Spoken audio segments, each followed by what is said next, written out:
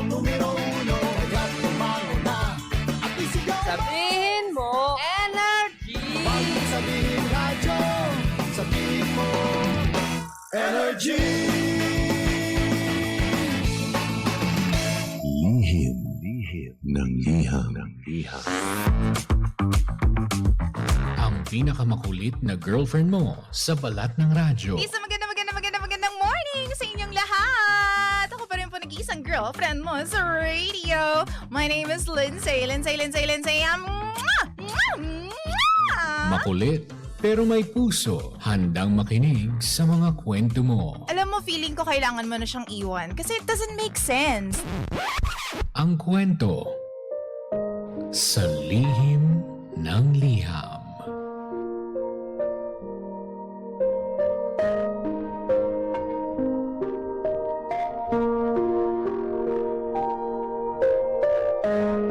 Mahal kong Lindsay. Tawagin niyo na lamang po ako sa pangalang May. 33 years old, hiwalay po sa asawa. Dati noong kami pa ni ex-hubby, parang wala po akong kalayaan. At every time na nag-aaway po kami, bugbog sarado po ako. Maraming beses na siyang nag-cheat sa akin.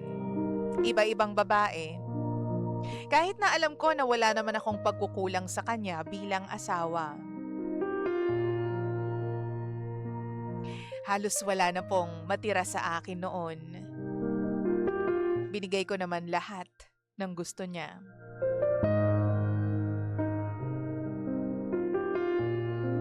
Pero siya, maraming pagkukulang.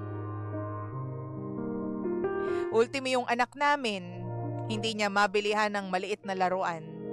Hindi niya mabigyan ng pasalubong. Kasi palagi niyang inuuna yung sarili niya.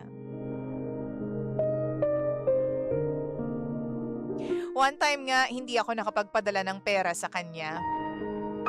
Ang pinakamalalang experience ko ay pinost at pinahiya niya ako sa Facebook. Madamot daw ako. Ang sabi pa niya sa akin, may lalaki daw ako. Palagi daw akong may katagbo kapag day off ko kahit wala naman.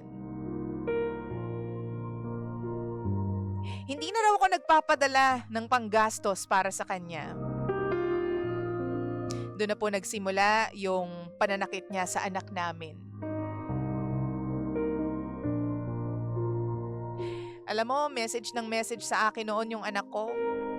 Nagmamakaawa. Kunin ko na raw siya. Kaya naman ang ginawa ko, pinakuha ko siya sa nanay ko at doon muna siya tumira. Nagkagulo po talaga lahat. Pinavowsy ko po siya dahil sa pananakit niya sa anak ko at sa mga paninira niya sa akin.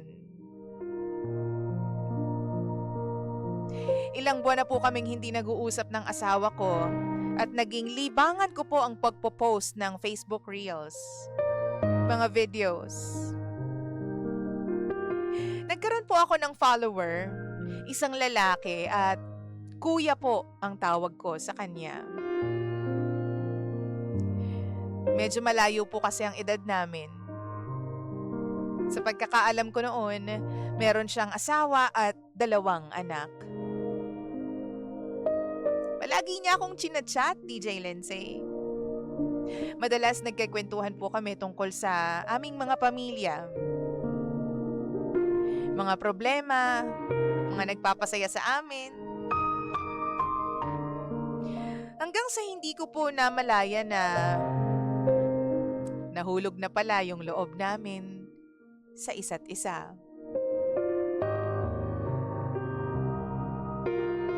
Minsan kahit ayoko, pinapadalahan niya ng allowance yung anak ko.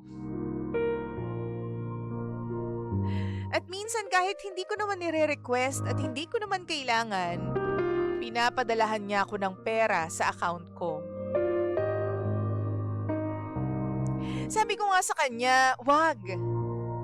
Dapat ibigay mo yan sa pamilya mo. Kaya ko naman yung sarili ko at kaya kong sustentuhan yung anak ko. Pero pilit pa rin niyang ginagawa ang pagpapadala ng pera sa akin at sa anak ko, DJ Lindsay. Nagbibigay siya. Ang sabi niya sa akin, hayaan ko na raw siya at hindi naman daw niya pinapabayaan yung kanyang pamilya.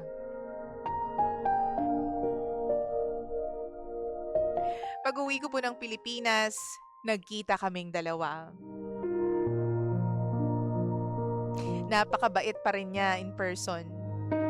Soft-spoken. At kahit nahihiya ako dahil hindi naman ako yung tunay na asawa niya, gusto ko pa rin sanang bumawi sa kanya.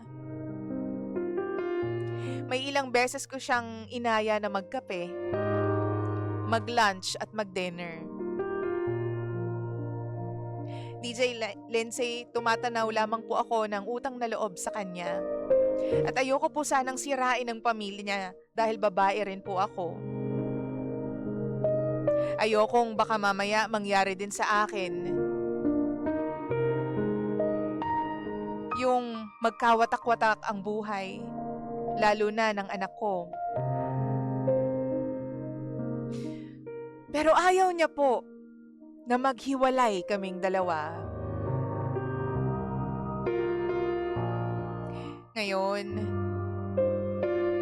hindi ko na alam ang gagawin ko. Please, kailangan ko po ng advice. Aaminin ko, mahal ko na siya. Pero ayokong makasira ng pamilya.